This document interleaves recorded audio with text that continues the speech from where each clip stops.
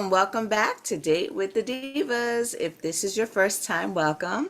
And if you're returning, well, I guess you're digging our flavor and the Divas, thank you for watching.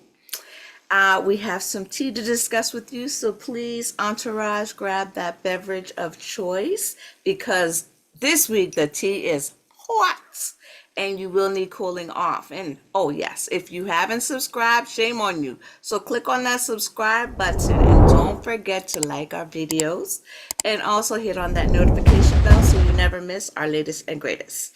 Ms. Marnita, you want to get us started? Yes, I do want to get us started. So I'm gonna go in and give you my sources for the first story.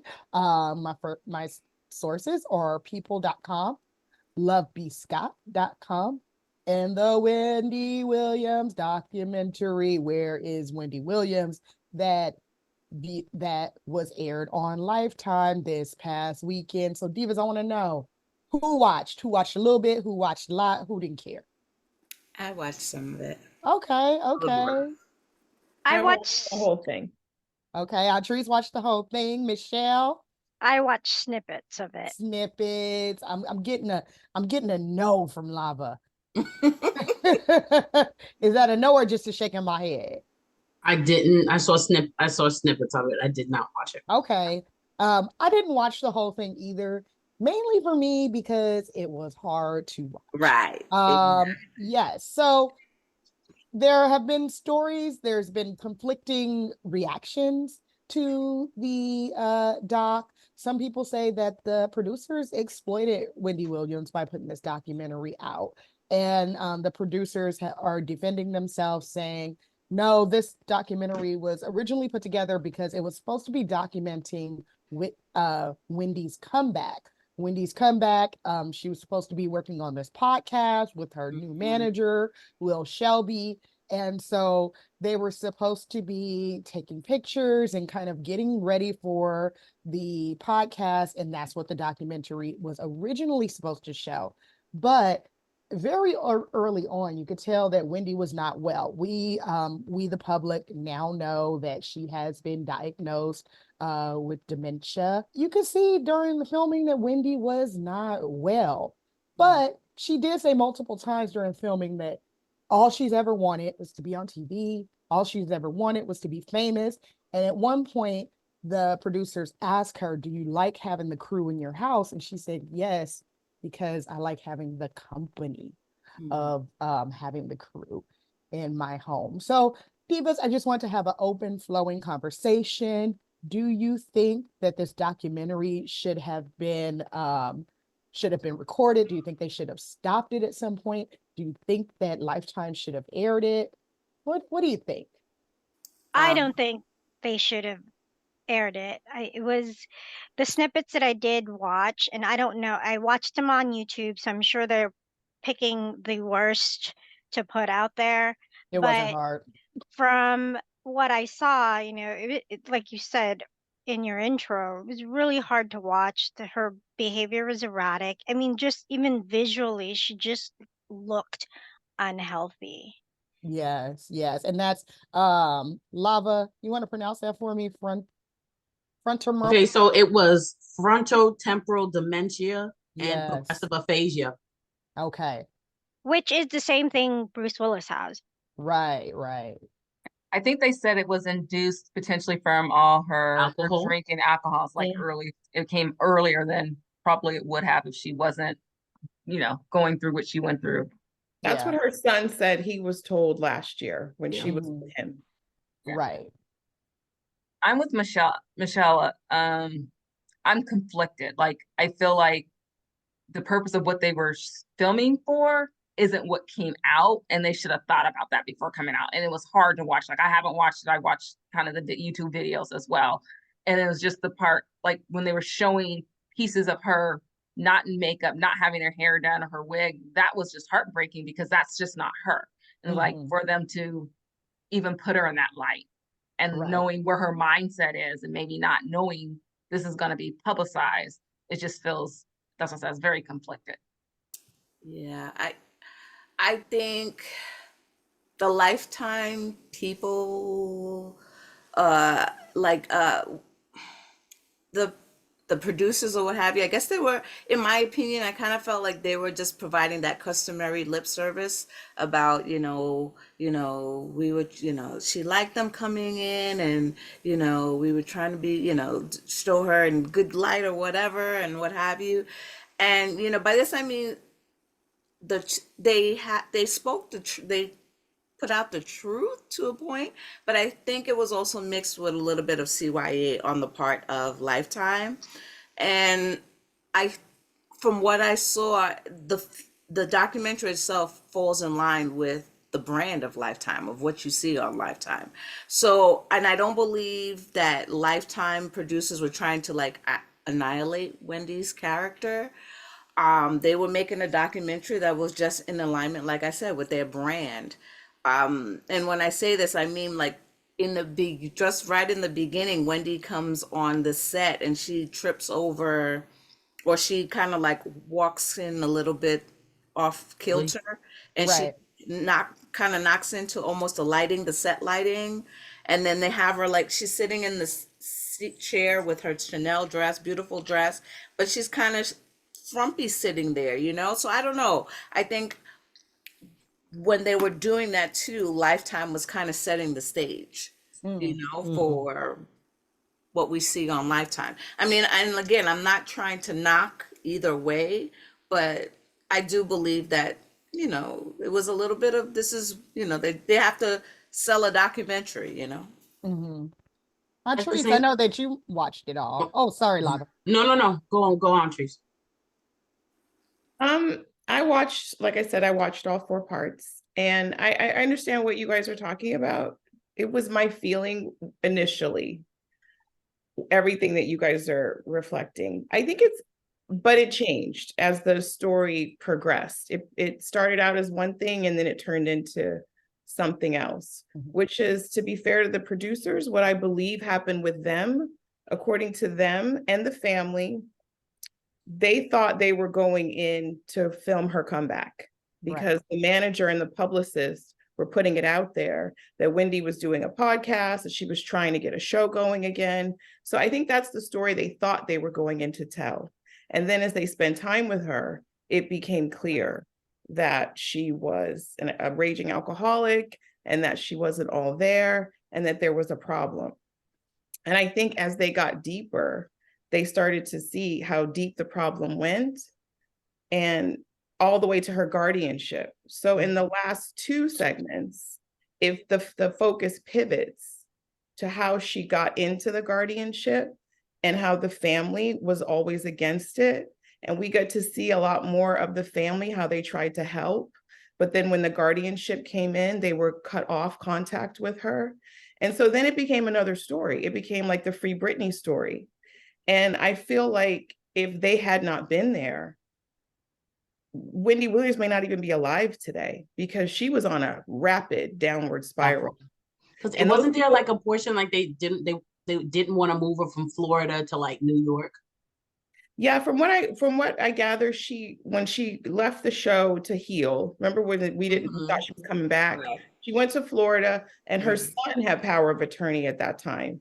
But he's a young man. The spending wasn't what it should have been. I do believe his mother was okay with what he was spending, but it got the bank's attention. And when the bank froze the accounts, it had to go to a judge, and the judge assigned a guardian. And then that took all the power away from the family. And then Wendy didn't want to be with her son anymore, because her son was against her drinking. And her family at that point understood that the drinking was impeding her progress. And Wendy is in her right mind a lot of the time. And Wendy is a force to be reckoned with. Yeah. And not tell her to put that drink down. She will push you for filth. We saw that many times. It was actually funny, because she's still telling people what to do, where to go, where to stick it. You know what I mean? Like she was still Wendy, and you couldn't really control her. So she was in New York because she was alone to do what she wanted to do. She knew if she was with her family, she'd have to modify her behavior. Because she said this about her son and about her sister. She said, I love them, they love me, but they don't love that I drink. And so it was just like, that was the one thing that she didn't want to be under their care.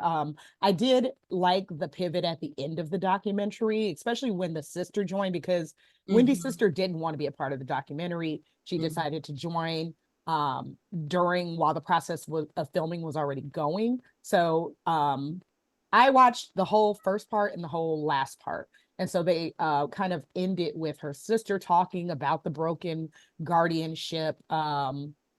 Thank you, Andrea, is a picture of her sister there, because her sister revealed, she was like, I was ready to be her guardian. Like, they wanted me to take a test or a class or whatever. She was like, I was ready to do it. That's my sister. And next thing I know, they're like, oh, she has this professional guardian. And then there's a point where the sister is being interviewed and Wendy calls her. And the family is now said, because when we get to the end of when the documentary is filming, Wendy's in a facility. No one, I think the only person that can call her is Will, her manager. No one can call her. She has to call them. So she calls the block sister. number. Yeah, she calls the sister, and the sister, you can only hear the sister's side of the conversation. And she's saying, oh, you called her today. She's saying to Wendy, you called her and she didn't answer. Well, all you can do is write it down in your notebook or whatever. So my assumption is that Wendy was saying, I'm trying to call my guardian. Can you do, what should I do? Because I can't get in touch with her. So I think it was good showing how the guardian system was broken, but the documentary overall didn't show Wendy in the greatest light. Like you were saying, Joe, like, it started with the first episode, her flashing the camera saying, I'm not with the Wendy Williams show, so I can do whatever. I can show you my boobs. You want to see my boobs? And then she keeps talking about this podcast. And I don't know what sense you got of this, Antrese, but she kept talking about this podcast. And after a while, I was like, does she understand the difference between a podcast and documentary? Because at one point, Wendy goes to Miami to visit her family, and she's having brunch or something with her son and her nephew, and she's like, oh, yeah, we're podcasting. And her son's like, oh, you're still gonna do the podcast? And she's like, now, we're doing it now. And he was like, okay. And then another point, she's like, oh, we're gonna go on a boat tomorrow. And they're like, well, what are we gonna do on the boat? She's like, we're podcasting all the way, we're podcasting. And I was like, I was like, is this a video podcast? But they were doing the documentary. She has dementia. Right. So I was like, I don't think she knows what she's talking about. And then there were like these mood swings, like Antrese, you said she was telling people where to go. And there was that scene where they went to go get the vape pen and she just kept calling the publicist stupid, or when the girl was doing her nails and she was like, do Right. it. And then she's like, are you stupid? And I was like, okay. Or when they were trying to do the exercise with her and she was just, again, like I said, I get it. It's good to show because, gives the public a little bit of, okay, this is what she's going through. We have a little bit more context, put it that way. A lot of more context. Yeah, a lot more context. But at the same time, too, like I said, is that the last image that this you is want? Lifetime's brand? Like, this is right. How do we expect them to show it? This is what they could have cut it. They could have cut it to be more about how the guardianship system is broken. I'm grateful that I got to see the full totality. Everything in life isn't pretty. And what's happening in Wendy's life right now, what's been happening for the last few years hasn't been pretty. She's been devolving. And it made me feel like it just gave us such a complete picture of what's actually going on and in what dire need she was in. And I just feel like something would have been missing if we hadn't seen how bad it was, because I didn't know how bad it was. So when I would see these stories and I would hear it, I didn't really understand what the problem was. Because we're still seeing her pose pretty for the cameras. And, we saw that kind of as the documentary went on. It was like, oh, I'm still Wendy. I'm still posing. So, but part of the thing with dementia is it's tricky. Some days they have a lot of clarity and you feel like you are talking to the original person. And then the next moment, it's like a deer in headlights. So it's kind of like you don't know what personality you're going to get. So I could see at some point where maybe the producers got a clarity point, got the person that was very clear and the old Wendy. And then toward the end, maybe they were like, whoa, whoa, whoa, whoa, whoa, what's going? And maybe by that time it was too late. But when, okay, and I know we're out of time, but them knowing about the the disease, and when the lifetime story was completed or put together or what have you, to me that you just want to know when was this, Right. because yes, and I agree with Antrice. It allows us to have clarity and understanding of what she went through, because we now know that there is a definition behind Her why behavior, she is why she's acting the way she was acting.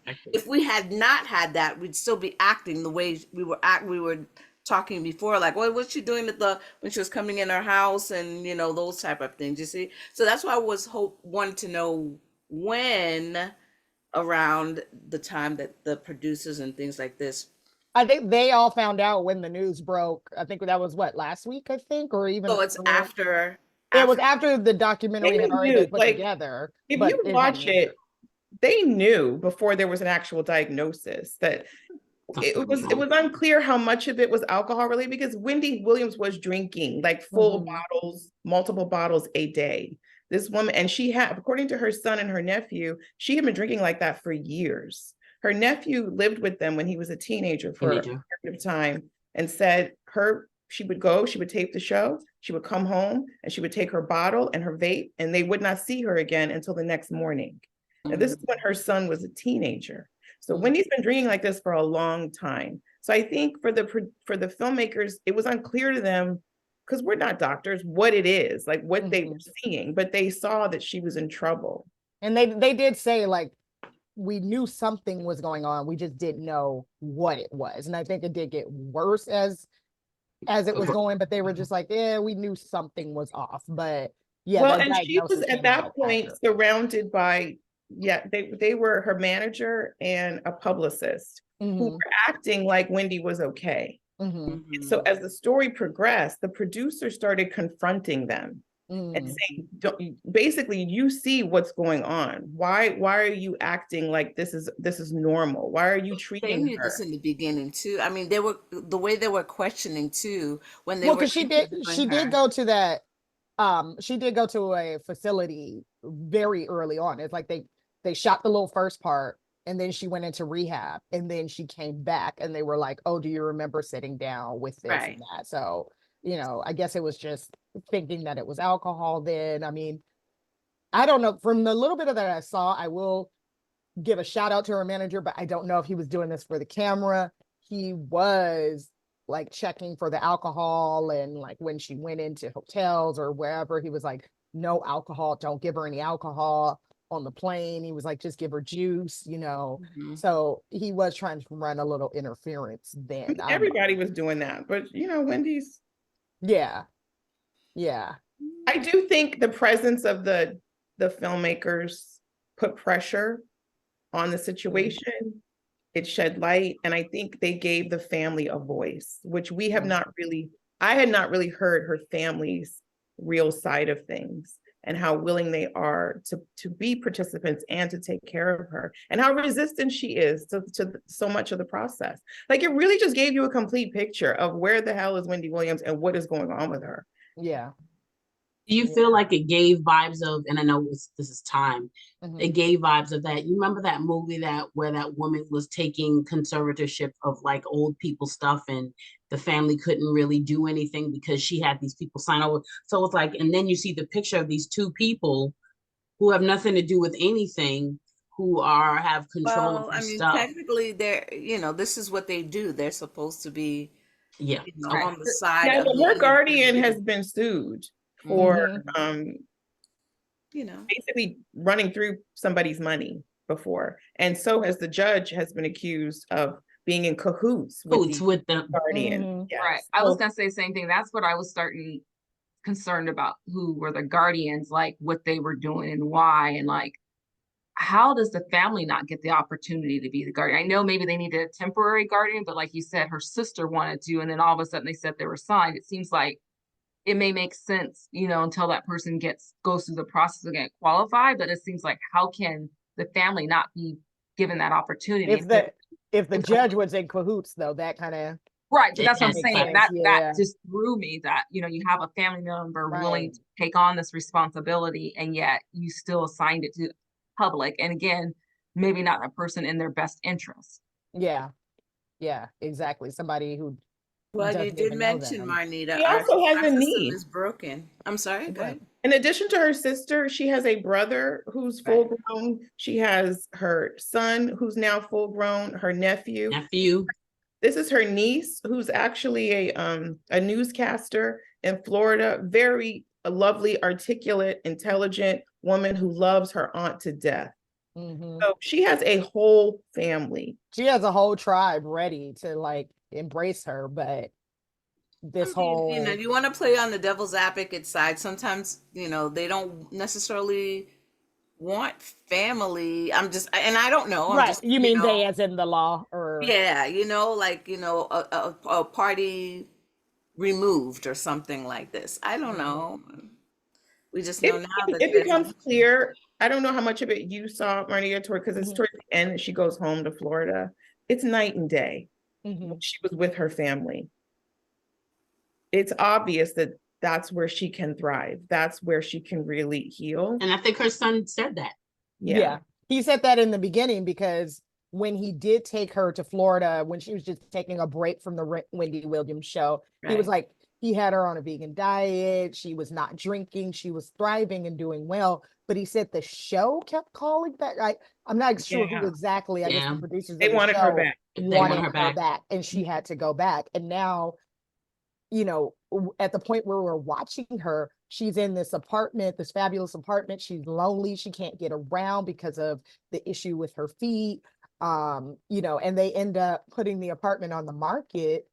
And she's like, yeah, I'm going home to somewhere else. We don't know where that is because she is in a facility right now. But yeah, it's pretty sad. I was on the fence about it. I was like, it's not showing her in the best light. But like you said, Antrese, it is giving light to like what she's going through, and we can't always see the happy times. And then just knowing that this whole guardianship thing, you know, is whack. I'm like you said, you have all of that family ready to take care of her, and we put it in someone questionable's hands. So justice for Wendy Williams. I felt like it was an excellent documentary, and those people did the Lord's work. That's how really. Wow. Yes. Okay. I look, I get that it gave the viewers, the audience, context on what was going on in her life and what she was going through. So it satisfied us. But if the documentary, the purpose of it was to film her comeback, and it really wasn't, is this truly what Wendy Williams wants people to remember her?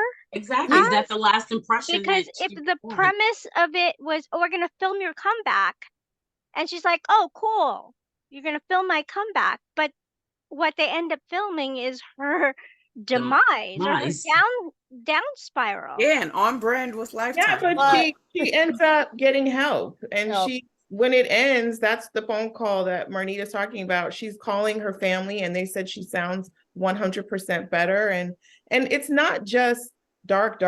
Like, Wendy is still there. There were still funny moments. I don't know if you guys saw the Black China moment. It brought it brought me to tears. Like, there's so much to the story. You got to see light and dark. And I think it was a lovely tribute to Wendy Williams, because she's a full human being, and we all go through good times and bad times, and we can't just be with people during the good times, you know? Like, she needs to know people still love her, even in her state that she's in now. You could still see the Wendy that was there. She could still make people laugh, and I enjoyed it. I thought it made me feel closer to Wendy Williams, and now I'm rooting for her. Seeing that Wendy said, I think this was during the first part, she said ever since she was 6, she doesn't want to be famous. She's like, not even rich, but she wants to be famous. And so you know, I don't know. In one of the articles that I read, the producers were asked, did Wendy get a chance to see the doc before it aired? Because she is listed as an executive producer, and they were like, we couldn't show it to her because she's in a facility. We can't get in touch with her. So, you know, I don't know what her thoughts are, if she's seen it, if she's going to see it. But part of me is thinking, because she seems so desperate to be famous and out there, and maybe desperate's not the right word, but maybe having her story out there would be what she wanted. And hopefully, you know, I know that she's got this going on, but, you know, hopefully it's not her demise. You know, maybe I don't know, maybe she'll have a second chance to do Public something. pressure is going to change the guardianship, just like what happened with Britney Spears. Britney Spears' Hopefully. fans. Hopefully it won't take 10, how many years it was for Britney. Right. Hopefully we can get that Yeah. out of But it. it was when people found out what she was actually dealing with. It was Britney Spears' fans who saved her. Right.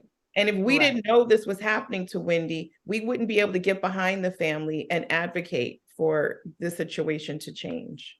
Do you feel like the fans are, because I've seen clips of the doc out there, but have you seen people kind of mobilizing, whereas people were like, free Britney? Do you see people being like, free It just Wendy? happened. Or say what?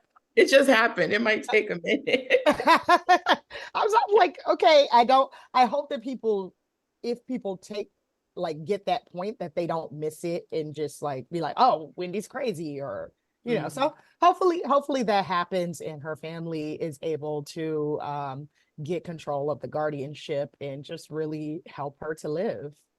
So yes, Divas, we went a little over with that, but Just it a was little. good conversation. It's a good conversation. Just a little. Just a little bit. All right.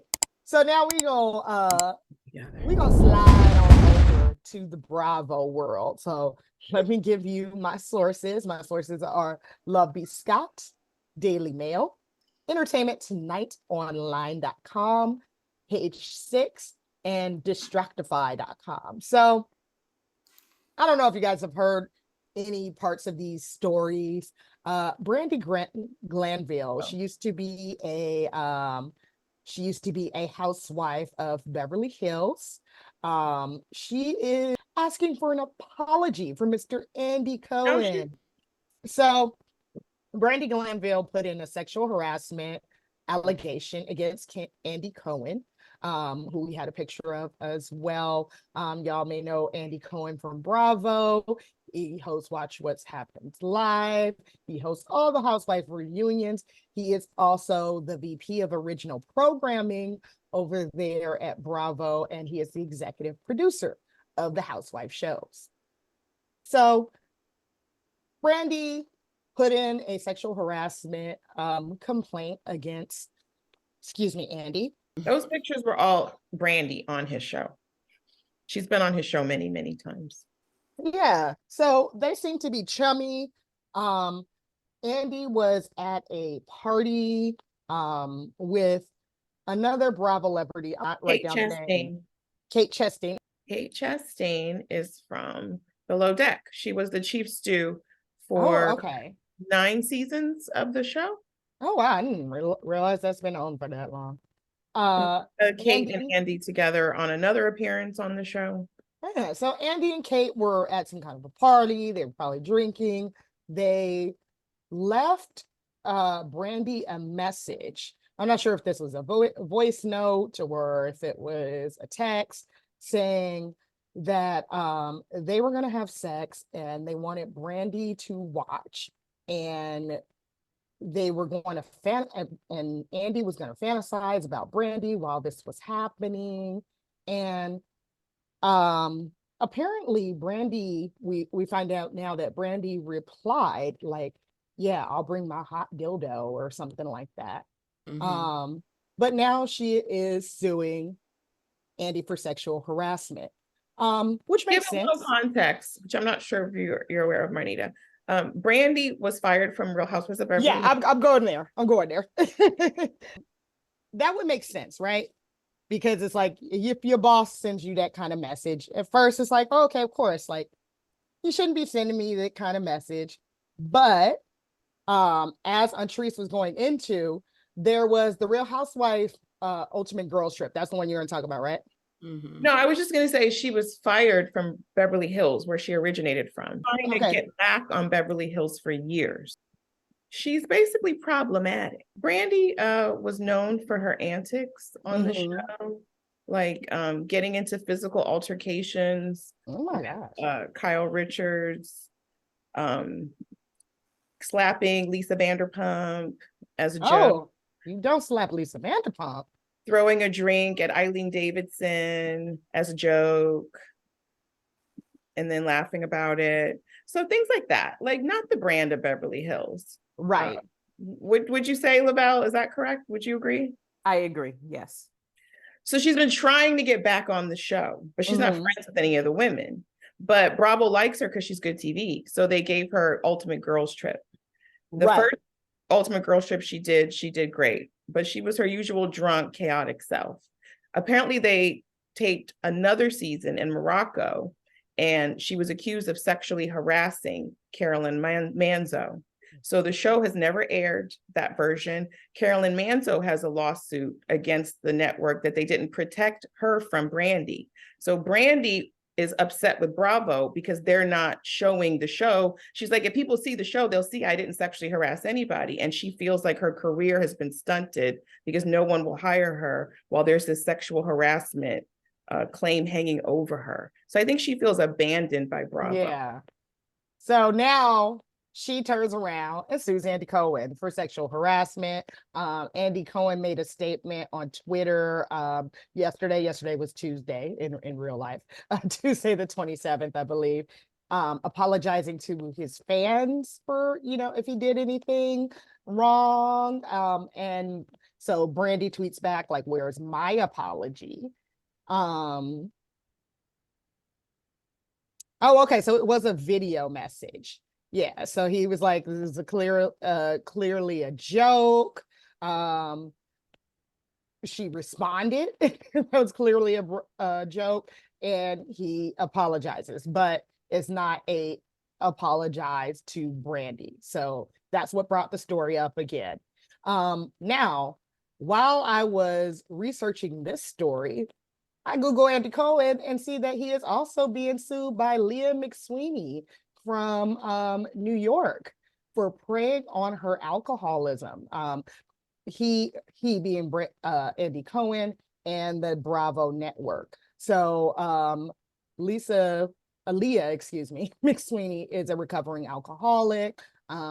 She's open about this on Real Housewives of New York, the Legacy. She's part of the Legacy cast, not the newer cast. And she was also on the Ultimate Girls Trip. Where was that? Thailand, yeah. Yeah. She was also on the Ultimate Girls Trip Thailand. And she just accused the Bravo network of just really trying to get her to drink. From what I remember from reading the complaint, she said when her first season, she was only on 2 seasons. Her first season, she said she was sober. The producers put her in an environment where there was alcohol, and then so she drank her whole first season. So she blames the producers for knocking her off the wagon her first season. Second season, she came in sober, and she's saying they were constantly trying to get her to drink. But I just want to provide a little context. Leah was drinking like all the time, and she was with the shits on her first season, like for real. So yeah, that was our first introduction to Leah. But she's saying the producers, had a hand in that. But if you have a drinking problem, if you can't be around alcohol in that situation, why would you take a job like that? I understand you want that, but I do know people who are recovering alcoholics and just if she's gone through treatment, going through the, rehabilitation, they're not going to put themselves in situations if they're not ready to handle it. I mean, and you could have potentially drink in the sense of asking them to put soda water, tonic, where you are still drinking, or it looks like you're drinking without it being liquor. I just feel like, I mean, she knew what she was getting into. I don't know if you can say that the show pushed her to drink. She also knew the situation. Right, because the show has been you know what Housewives is about if you're trying to get on Housewives. I Right. would assume by this Exactly. time, you know that people are drinking, you Mhm. know, it's like walking into a bar and being like, oh my God, they pushed me to drink. Like, don't put yourself in that situation if you weren't ready for it. I think, Right. you know, on Ultimate Girls Trip, because I didn't watch New York, but I did watch the Ultimate Girls Trip with her. She did make it known. So like when they would go somewhere and they'd be like, oh, we have cocktails for all you ladies. We have a mocktail for you. So I think she was maybe a little bit more prepared for it to be like, okay, I'm not going to drink. Even some of the cast members tried to push her to drink. And she was like, I'm not with it. So But then she said that they told her she could go to an AA meeting in Thailand, but then they refused to drive her. And my thing is your employer obligated to drive you to your AA meeting? Like, if you want to go to a meeting, right. That's what I mean. Like some of it is, when do you take onus for yourself? Yeah. Mhm. No, Right. Like they're saying that you have the time we are allotting you time and we're not gonna follow you with the camera to the AA meeting. You need to figure it out yourself. Just like if you were on vacation by yourself and you needed to find an AA meeting, you and need to find a way to again, get there. Bravo is this is their thing. They're out to make the money, right? So they're gonna do as much as they can for you, but you got to do your own thing. They said supposedly, oh, here's a AA meeting that you can go to. They did their part, put it that way, Yes. cover themselves. Right. Now You it's can't on sue you. us and say you You didn't know give me what I'm time to go saying? to an AA meeting. But we're not gonna drive you there. So they did what they had to do to cover themselves, but you're the one with the problem, so, or the, whatever it is. So Mhm. take onus on it. Take responsibility for it. If this is, something that you want to maintain, you want to maintain your sobriety. I Right. know it's a hard, You have to sit down with yourself and be like, can I be in this situation? And right. what Those are are my hard outs? questions. Yes. Hmm. Now, Andy Cohen, do you guys think he's getting a little too friendly with these ladies because he's technically their boss? But he's He's drinking not with really their them. boss, though, right? Well, he's No, the not executive really. producer and he's It's the more, I VP. mean, he's a coworker, but maybe not a coworker. Like maybe they kind of put him up there. Well, That he's a thing. He's not VP. their. He's He's the not the VP of signer of the original check, program. no, he was. He no longer has that but he position. doesn't have that Okay. power. So he's just up there. You know. His job is to be friendly with them. He hosts the shows. Hmm. He Mhm. hosts the Watch What Happens Live that they come on. Like he's supposed to have a friendly repartee with them. Right. I just think these are fired housewives who are alcoholics, deranged. They have a host of issues, which is why they didn't make it on the show. And they're disgruntled because Hmm. they haven't been invited back to the party. Right. And so it all comes down to them not taking responsibility for themselves. Like, Brandi, you messed up. They invited you back, and now they have a whole season of this Real Housewife of Girls Trip that we ain't gonna get to see because you messed up.